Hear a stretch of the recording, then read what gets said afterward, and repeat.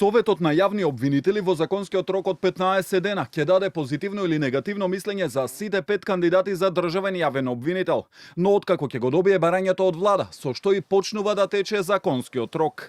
Иако во јавноста се познати имињата на кандидатите, председателот на Советот Башким Бесими засега не сакаше да коментира ниту еден од нив. До овој момент уште не стигнале кандидатите пријавени во оглас.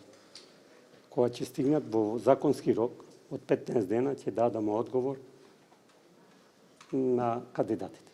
Во принцип ги знаеме сите кандидати што се пријавени, ќе ги разгледаме и во седница ќе одлучиме.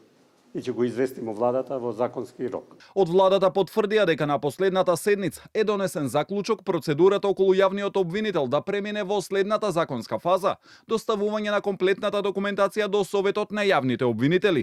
За позицијата се кандидира актуелната ВД државна обвинителка Анита Тополова Исајловска и обвинителките од Скопското обвинителство Ленче Ристовска и Лидија Рајчевиќ. Кандидати освен нив се и судијата од Кривичен Ненад Савески и разрешениот судија и поранешен председател на овој суд Владимир Панчевски. Според законот за јавно обвинителство, владата до собранието ќе предложи еден кандидат кој добил позитивно мислење од Советот. Владата е таа последна алатка што дава предлог до собранието. Ние еве во пракса и да даваме за 3 кандидати, владата согласно закон еден кандидат треба да даде до собранието. Да, за позитивно. Ако даваме негативно мислење, тоа се потразбира, владата не може да тој кандидат да го даде во собранието. Согласно закон.